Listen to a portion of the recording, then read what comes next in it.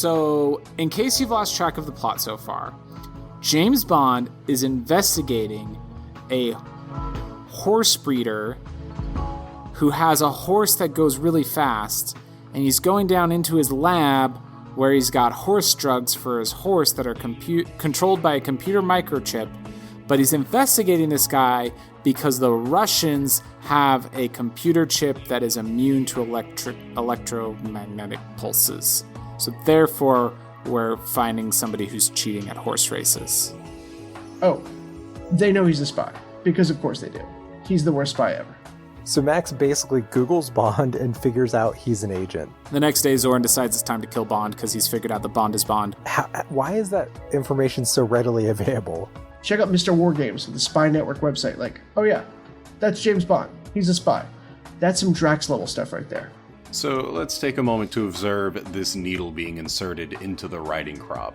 This brilliant scientist could not come up with a better way to insert that thing. He almost pokes himself just trying to load it. There have got to be options. It pains me to see this Rolls Royce being put through the regular wash. Bond sends Tibet to Elle to get the car wash after he woke up early to make love to that Rolls Royce with the bucket and sponge, but it's mostly a way for him to get the word out about the bad guy. But seriously, who takes a Rolls Royce through the car wash? Like, those rollers are going to destroy your paint job. If you have money, why are you using a poor person's method of cleaning your car? We got a classy car wash murder? I'm really impressed by the murder in the car wash scene. Did someone actually start giving a crap about putting out a good movie? But then he's murdered by a stowaway. Turns out to be Mayday. There's a horse race with booby-trapped obstacles. And so he challenges him to a horse race where, like, all the obstacles move after Zoran passes them, and also a whole bunch of other jockeys are, like, punching the shit out of Bond while he's riding his horse. This is a complicated way to kill somebody. I was expecting the steroid to be in Walken's horse so he could cheat to win. Was not expecting it to be in Bond's. Pretty smooth twist. Eventually Bond, like, escapes from the track, and there's a horse race, or a chase scene through the woods. Bond is offered a free horse if he can do some sort of deathmatch horse race, but eventually they just drop pretenses and begin hunting him. And then Bond ends up finding his buddy, who is pretending to be his driver, but oh no, he got killed and Mayday's driving the car, and then they put Bond in the car and push it into a lake to kill Bond. The 1962 Rolls that Bond and his friend are driving around, that is Albert Broccoli's actual car that he lent to the production for this. It's one of those things where, like, if I had a really badass 62 Rolls, I would want to, like, lend it out to movies as well. Obviously, it's a double when they push it into the water, but that's cool.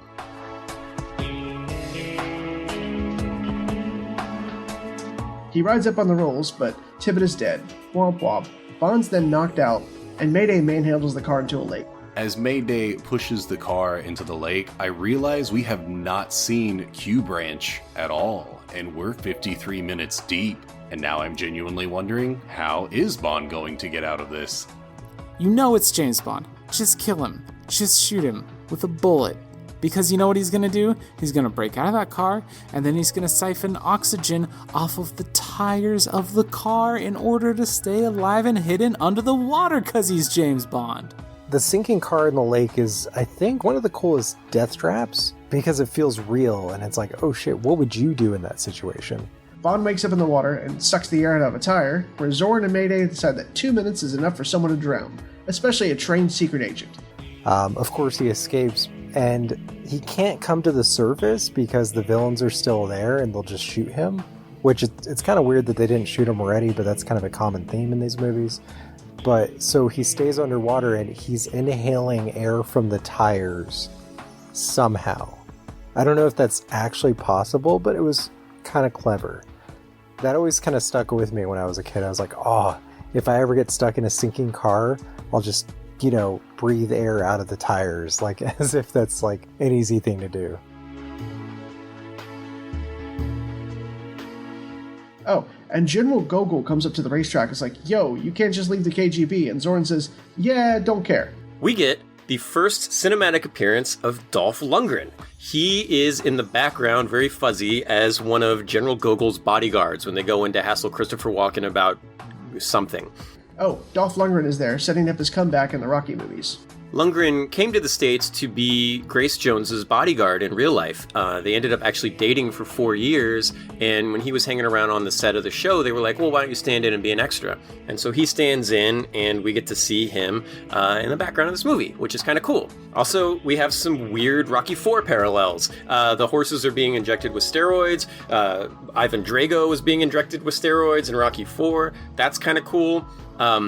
The steroid angle, both these movies came out the same year, so I think there was probably something going on with like the 80 or 84 Olympics, because all of these movies around this time period are hitting on this steroid thing. Mayday lifts up one of the KGB agents and very clearly throws him on his head, and he's like, I don't know, 7 feet off the ground and somehow lands on his feet. Man, you cannot beat KGB training. Weird thing, Grace Jones is Jamaican, playing an American. Dolph is Swedish, playing a Russian. Walken is American, playing a German. So it's revealed, of course, that Zorin is working for the Russians. To kind of follow up with a lot of the problems we have with this movie, the plot at the beginning is that this guy is manufacturing silicon chips for the KGB and the CIA. Turns out he's actually a secret KGB mole, was trained by them, and he's superhumanly augmented, and so is Grace Jones, and he is coming up with these weird steroid chemicals that you can inject into horses for a quick burst of like speed, strength. He's making super soldiers, and you're like, okay, that's the plot of the story. He's going to be making super soldiers for the KGB or whatever. This is going to be Winter Soldier. This storyline is dropped and is never picked up again, and I'm literally watching the third act of this movie, and I'm like, what happened with those super soldiers? Like, what is going on with this? What happened to that entire storyline? It's gone.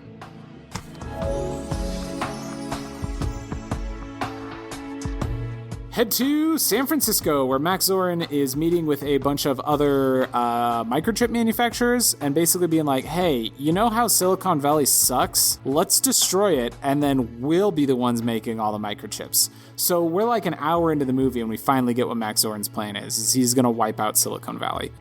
And we cut to Max's blimp meeting. We then get to the Goldfinger scene, where it plans to investors who aren't the mob. So now we get to the reasoning behind why Christopher Walken is in this movie. The plan is eventually for them to blow up the San Andreas Fault and destroy Silicon Valley, therefore cornering the market on silicon chips. Yeah, so they just want to generically get rid of Silicon Valley. As of yet, he has not mentioned the how, but that is his plan. What does this have to do with horse breeding, you may ask? Not a whole lot. In fact, the Russian general that's showed up in the past several James Bond movies is really pissed off at Zorin for engaging in horse cheating, because he's like, hey, you're putting the whole operation at risk. What are you doing? What is your operation? We were just supposed to be buying EMP-proof chips from you. What's going on?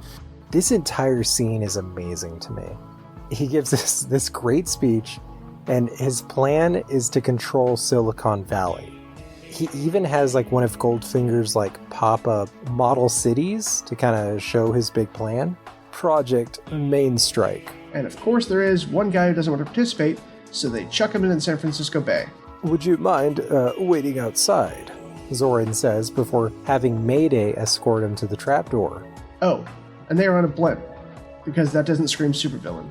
This is one of the best deaths in the movie, and I love that this is how they do the blimp reveal. Walken's secret lair is real weak compared to the other secret lairs we've seen in Bond movies. It is a blimp with his name on it, which is not awesome for like concealment, and he just kind of floats it around San Francisco.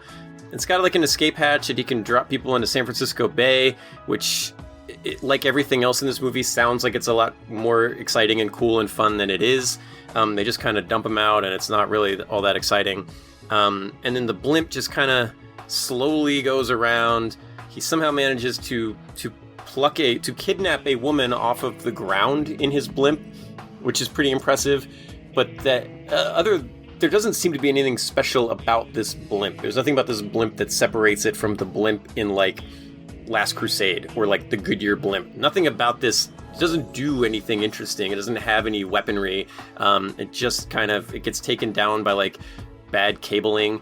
It gets taken down by like a tight knot, right? Like it's not a very good secret lair. So I still don't understand the phrasing for "a view to a kill." So when Mayday says, "What of you?" and Zoran says, "To a kill," it falls flat. That's dumb.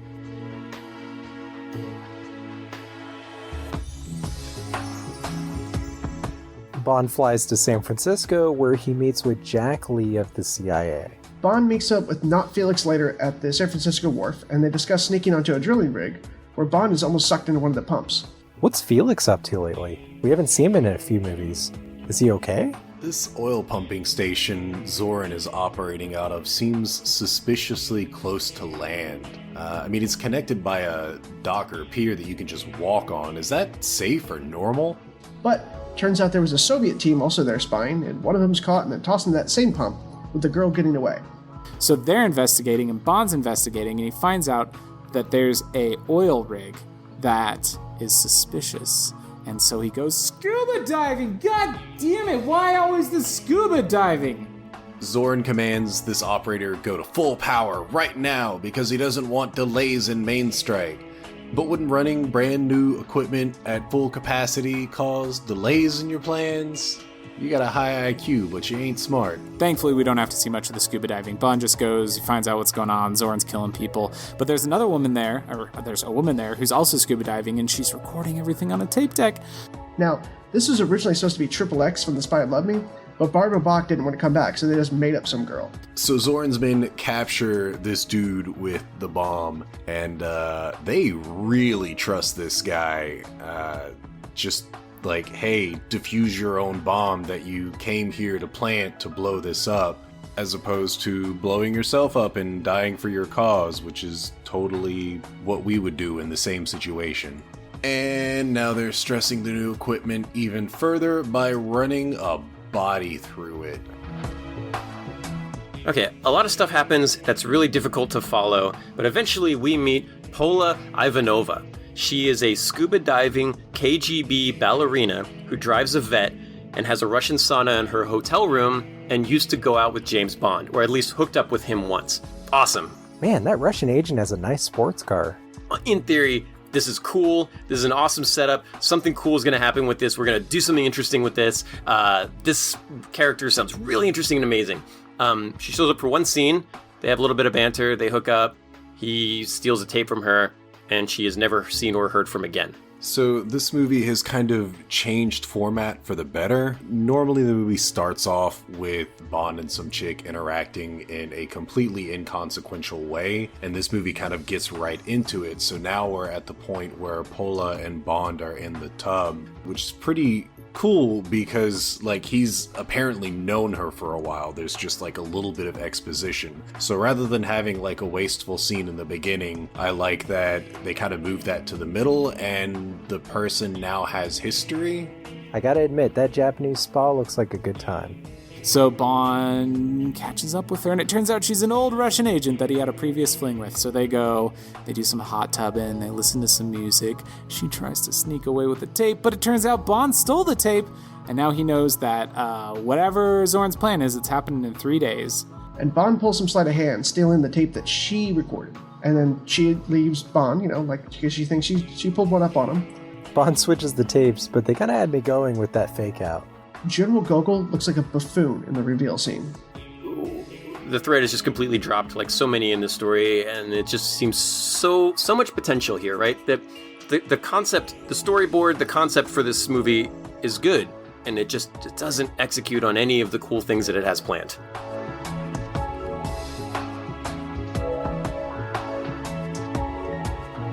So instead of going for a lot of ridiculous disguises in this one, he keeps going by different names, but they're really, really bad aliases.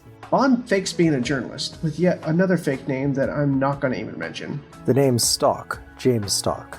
I mean, that's just lazy. And by chance, sees, then stalks the girl from France. I mean, yeah, it's a good pun, like stocks and bonds, but still. Does Bond's gadget have a Sharper Image logo? Following her back to her house and breaking into it with some gimmick Sharper Image credit card. The Sharper Image, may you rip in peace. I'm guessing Q gave that to him. Favorite gadget? I mean, we've had multiple other movies where there's a safecracker, but there isn't one in this movie. That should just be an essential part of every 007 mission, just kind of part of his docket. So Bond stalks Stacy, follows her all the way to her place, breaks in, and as he's going up the stairs, Blofeld's cat comes running down, which proves Eric's theory that Blofeld's cat is behind all of this. We get a cat jump scare, and Bond gets confronted by the girl, Stacy Sutton. Which, side note, this Bond girl is so forgettable I had to look up her name. I completely forgot it. No, seriously, I'm not kidding.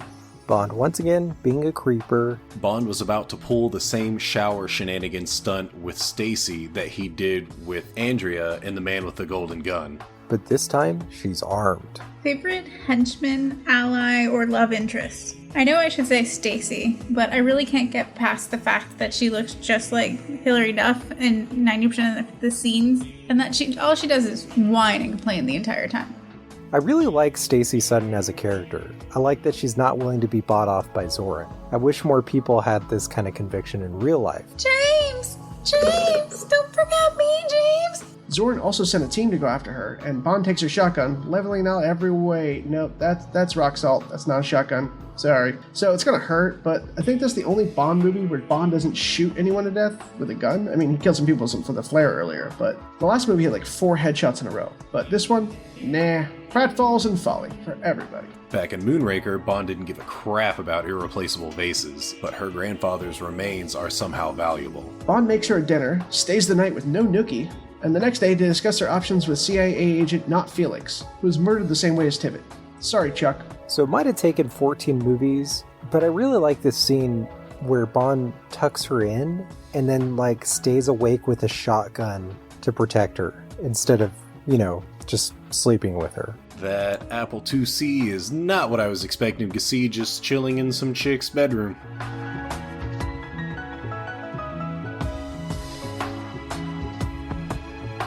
A lot of this film is done in San Francisco, and there's a cool story behind this. When the mayor of San Francisco, Dianne Feinstein, heard that they wanted to shoot a James Bond here, she was like, I love James Bond, I love Roger Moore, anything you need, I'll help you get the permits. So she and her husband helped kind of make sure that all the permitting stuff was done, any kind of locations they needed. They shot some of this stuff in actual San Francisco City Hall. They were like, whatever you need, we're going to make this happen for you. And she actually ended up becoming friends with Roger Moore in real life. Feinstein has been a senator for like 20 years and is apparently still friends with James Bond. Bond and Stacy go to the city to get a city manager to stop Zorin's murder permits, but Max and Mayday are there. Okay, a lot happens here. Bond goes to town hall and he meets with a guy who turns out to be on Zorin's payroll, and then he finds out that there's a girl, and so he meets with the girl and is like, hey, Zorin's pumping seawater into the fault line, I guess, and she's like, that'll screw things up. So he's like, well, let's go break into town hall to find out more. Max murders Stacy's boss, traps Bond and Stacy in the elevator, and then sets the building on fire. So Zorin sets up Bond with an elevator fire at City Hall. Intuitive improvisation is the secret of genius. And more cowbell. I get why you don't want to put bullets into people who were supposed to have burned to death. This is a much more reasonable scenario in which the villain should run, totally unlike the boat thing from For Your Eyes Only. They escape eventually, even though Stacy is useless. James, come back! Girl, give him a minute. He's old. He's trying to save himself first. And then Zorin's there and he kills the guy who's his contact and sets fire to the building, and Bond has to escape, fireman carrying a girl down a ladder out the side of the burning building. And although it feels a little out of place, I really do like his heroic rescue. I do love that musical theme when they come down the ladder in a fire engine. Climbing down the ladder and all that. It was actually really well done. This might sound like a wild idea, but should Bond use the hose to put the fire out, then use it as a rope? I feel like that would be a better way to secure her.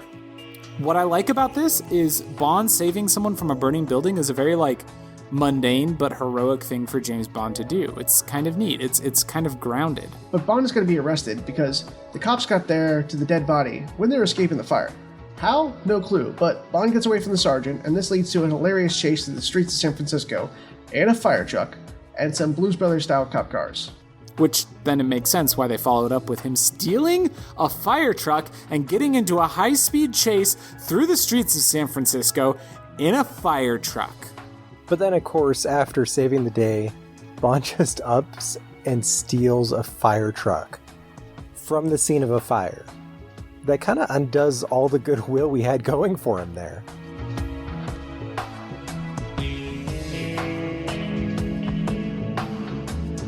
These James Bond movies love to dog on the Americans, so obviously, like, all the cops are complete knuckleheads and they speak entirely in cliches, which is completely par for the course for the James Bond series. Favorite vehicle? I love that they just stole a ladder truck, the most obscenely large vehicle you can imagine, and it jumps a bridge. During the fire truck chase, I'm realizing that not only do I not care about any of this, and not only do I not understand why any of this is happening, it's also, like, really slow. It's as if whoever was making this movie went, oh no, we haven't had a chase scene in a while. Like, we had that one chase scene in the taxi cab at the beginning, and then we had the horse chase. We haven't had a chase scene in a while. What if James Bond steals a fire truck? And everyone else just went, yeah, and then they did it.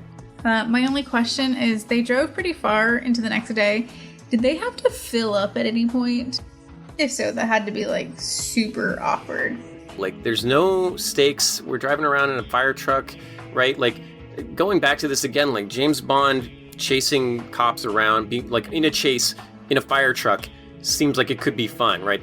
He jumps over a bridge as it's opening in a fire truck. That seems cool. I'm picturing Speed, right? And it's not that. It's not good. It's a really bad action sequence. It's a light years below the earlier car chase that we've already seen. Also, there was a lot of mention of the cost of the police cars and how each cop was going to have to pay for them $100 out of each week of their check. Why was no one worried about this ladder truck enough to drive after it past the bridge?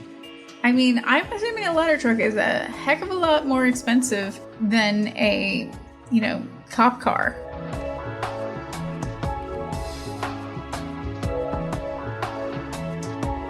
They get out of the city and make their way to the mine site where all the explosives are going. Which, by the way, that's a serious amount of explosives. You'd think they had a better way than just putting them all in a pile in the ground. Like, someone would say that's not safe, but whatever. We get to this mine, and at some point I realized that, like Midge Pinciati is a geologist, which I forgot. This never has come up. She mentioned it, I think, maybe when he first meets her. Bond and Stacy go to Zoran's secret mining operation and somehow end up in the Temple of Doom. So, after getting to the set of Indiana Jones, they investigate the mine, Zoran, the plan, but have to get away from the crew, who go after them down the tunnels. So, it turns out Zoran's plan is to detonate a silver mine near the San Andreas Fault, which will somehow flood all of Silicon Valley.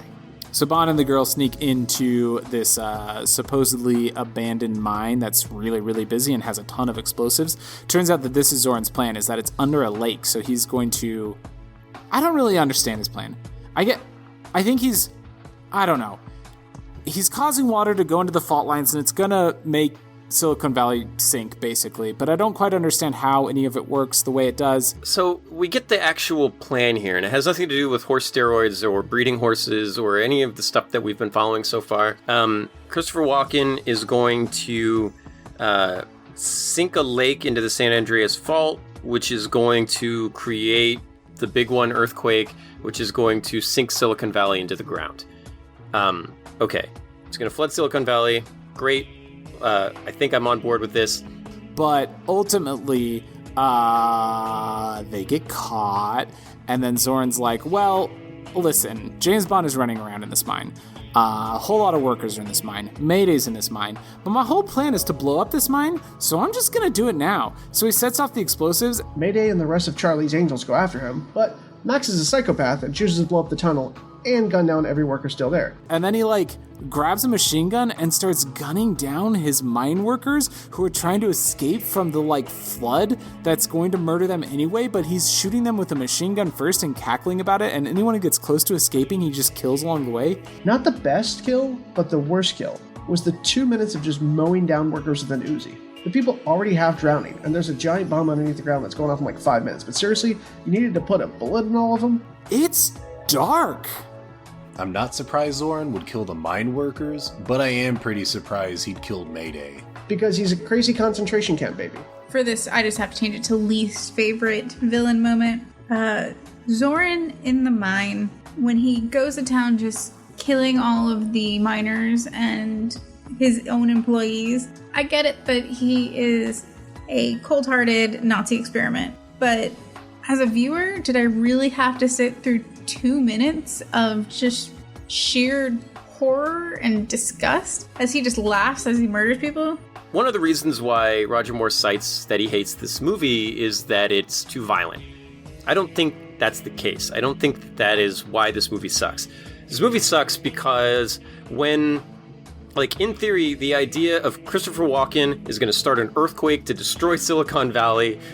He's wearing 1980s sunglasses. He's machine gunning dudes underground while mining rigs explode. The whole place is flooding. Guys are getting electrocuted. All of this sounds great, right? On paper, this sounds awesome. Except what he's doing here is he's just, like, killing all of his own people, and we don't really understand why, right? I'm not opposed to the idea of senseless violence, but this seems like pointless violence. Why is he just machine gunning his own guys, right? He's just like laughing like an asshole and like firing his machine gun and killing all these guys, and it goes on forever. And I just keep thinking, like, in a better Bond movie, it would be the SAS down there with their machine guns shooting at the miners who also have machine guns, and everybody would be shooting each other and blowing each other up, and the whole secret layer would be flooding and exploding, and Christopher Walken would be like trying to fight everybody off and, you know, mowing down like Marines or SAS or whatever. And that sounds awesome. But this is like the big action sequence is the main bad guy blowing up and killing his own guys. And there doesn't seem to be any stakes. There's no tension. James Bond isn't even involved in it. It's bad. It was cruel, and it was just, for me, it was just too hard to watch. Man, killing your own henchmen? That's low. Like, why would you kill all of your henchmen? Did they have, like, stock options or something? I'm glad Stacy wasn't just in underwear, but also, why was she wearing a full dress beneath that onesie?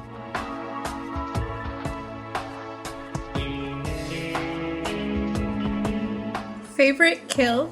That would be Mayday giving the most badass FU to Zorin by pushing that bomb out of the mine. I didn't love her character, even though her fashion was impeccable. But that very last scene was just, like, she was just complete badass right there. I love that moment when Bond and Mayday finally team up. Mayday realizes Zorin left her for dead and decides to help Bond stop the bomb from going off. She's a one-woman wrecking crew, lifting Bond and the bomb out of a pit, then riding in a rail car to her death in order to spite Max. Mayday ends up joining up with Bond here as the mine is collapsing because she realizes that Zorin betrayed her. And she and Bond have to work together to get the explosives out that will be the final key to the plan, because I guess flooding this mine won't really have any impact unless another set of explosives go off. So they do that. I hate that the kill had to be herself, but what a way to go out. I guess it's nice. Mayday sacrifices herself because they realize that they've got to get this like bomb out of the mine, but the mine cart won't work, and so she's got to stay on the mine cart, which means she's with the bomb. And so it's, you know, she redeems herself a little bit, I guess.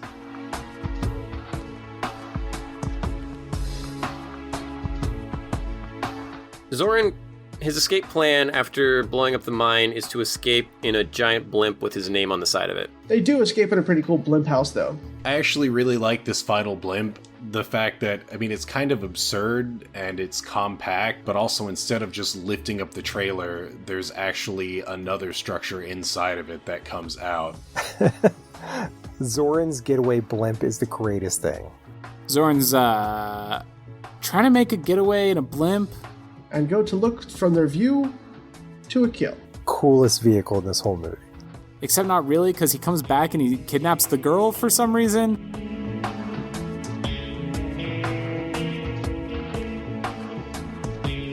And then James Bond jumps onto a rope, and so he's climbing up this Zeppelin, and he's got this big slow-ass blimp that picks up the girl. Bond jumps on, the blimp starts making this terrible noise because it can barely support the weight of like 6 people, which is not really make for a terrifying contraption.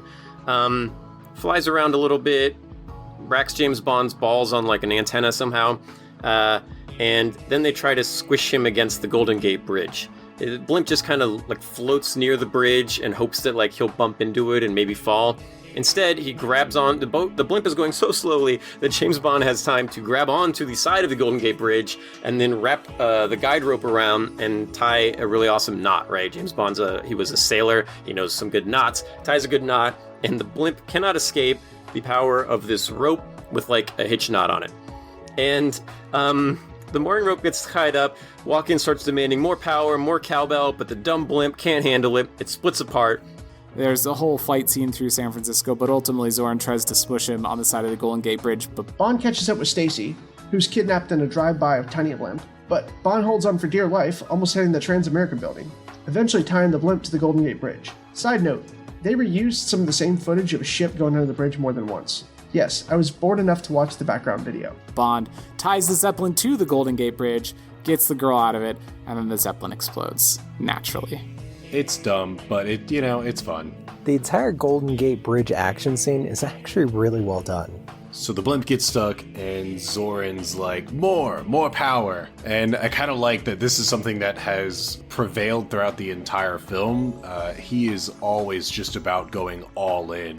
It's consistent, and I dig it. Bond and Walken fight over top of the Golden Gate Bridge, but Walken was apparently too distracted by the boner he got while fight trading with Grace Jones and gets dumped off the bridge to his death. Zorin heads out with an axe to stop Bond, and I'll be honest, he looks pretty capable.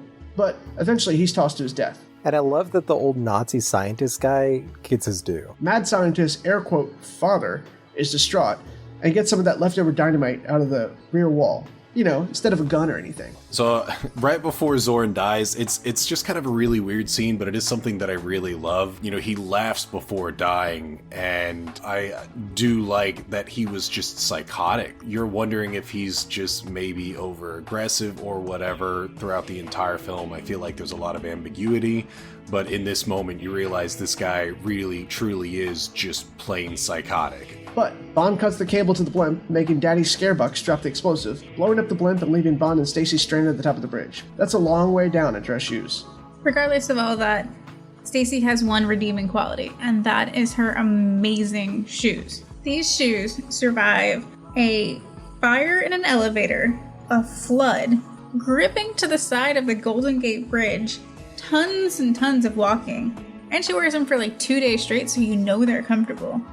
Those shoes are the real hero of this movie. Final fight sequence is not so good. Once again, James Bond and Christopher Walken fighting with a firefighter's axe on top of the Golden Gate Bridge, and then Walken gets thrown off to his death. Sounds great. It is not fun to watch, but hey, look, we're done. We made it. We made it through the movie, and let's just get to the end.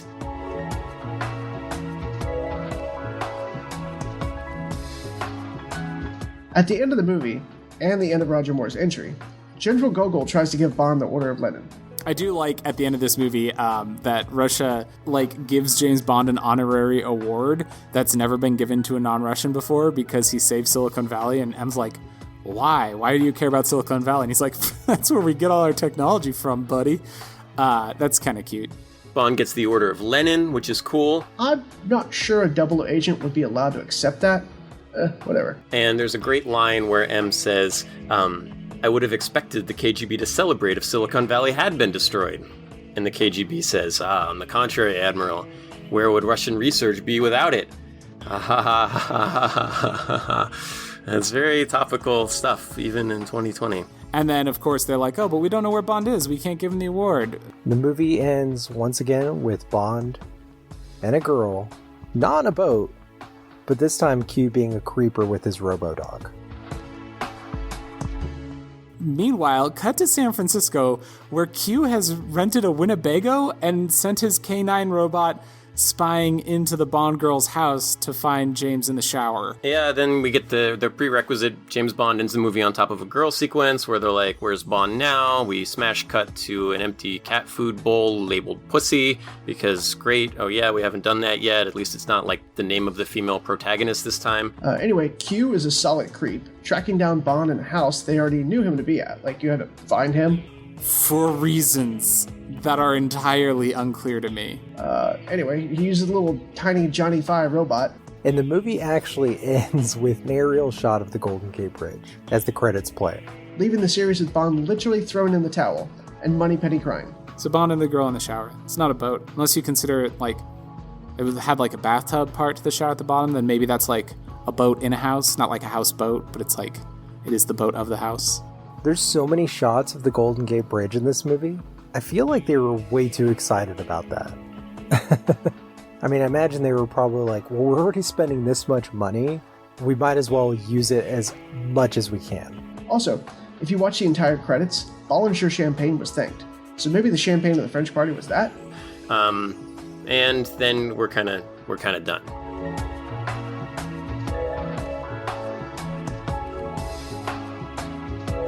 I think my favorite thing about Bond in this movie is that he was a legit spy. He did some detective work. He gave fake names. He was able to fight people off, apparently without killing them. He could ski. This was the PG-13 TV version of Bond, which at least pushed to the full potential. Because it's not like they filmed him doing some crazy Daniel Craig stuff and then dumbed it down in editing. There's no good Q gadgets. Bond had a lot of throwaway gadgets in this movie, but that's the thing. There's no Q gadget that makes or breaks Bond's mission. He had a ring camera, an alarm stopper thing, but most of his stuff was just things around him, like the stethoscope. There's no super memorable fights or chases or one-liners. I dig this movie, man. It is ridiculous fun. I feel like this movie doesn't fit in the Roger Moore era. In the same way that Diamonds Are Forever felt more to me like a Roger Moore era Bond movie than a Sean Connery era Bond movie, this one feels like a Pierce Brosnan Bond movie. And I grew up on the Brosnan films, so those are some of my favorites. But this definitely feels like tonally in line with them, more so than with the rest of the Roger Moore movies. There's no bonkers-ass submarine cars or moon bases. There's no favorite villain moment for me. But anytime that Max Zorn was on screen was a special moment. Like, he's freaking crazy. The casting of Christopher Walken was just incredible and crazy at the same time. Mayday was unfortunately the focus of the henchmen. There were a few hangers-on and evil Dr. Nazi, but Mayday was basically it. She was a crazy lady, like crazy eyes. Great music, crazy person. I was a fan of all the blimps though. Like, he had at least two. One with a conference room and then like the little tiny one. It's like, hey, rich people, you should own blimps now. But no, they keep with G6s and stuff. Even the song is just like forgettable 80s whatever. And I like it. I think it's a lot of fun. Christopher Walken is fantastic as a villain. Grace Jones is great. It's a good movie. It's just dumb fun. What do you want? What do you want from your Bond movies besides this, you know? I don't get it. This was bad. I really didn't like it. So that's A View to a Kill. And next we've got Dalton coming up. Hey, talk about a weird tonal shift. You know, this movie feels like a Pierce Brosnan movie, but we got 2 Dalton movies to get through before we get to Pierce Brosnan. That's going to be fun. And my wife has told me that she's no longer going to be watching these with me. So thanks, guys. And yeah, we'll see you on the next one. And that's A View to a Kill. James Bond will return, hopefully, at some point. No particular plans. Podcasters Assemble Season 003 is a production of the We Can Make This Work Probably podcast network. Find more of our shows at probablywork.com and learn how to contribute to future episodes of Podcasters Assemble by looking us up on Twitter at Casters Assemble or joining our Discord server, link in the show notes. Submissions are always open. Thank you to everyone who was able to contribute to this episode. Be sure to check the show notes for links where you can find them all online. Thank you.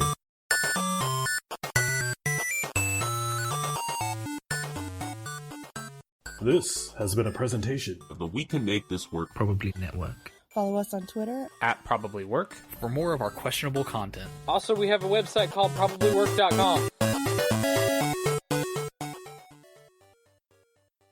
Oh, hey, what does A View to a Kill mean? What does that mean? When they're flying over San Francisco, Mayday says, "What a view," and Christopher Walken says, "To a kill." That doesn't mean anything. So this movie isn't as bad as I remember it, but it's not good. Even the song is just like forgettable 80s whatever. I will give it extra points though, because that Duran Duran song is the shit. That Duran Duran song is the bomb.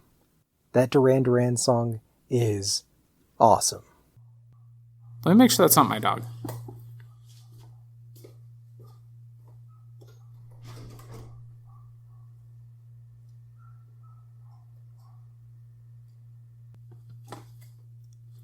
Not my dog. Podcasters Assemble will return in The Living Daylights.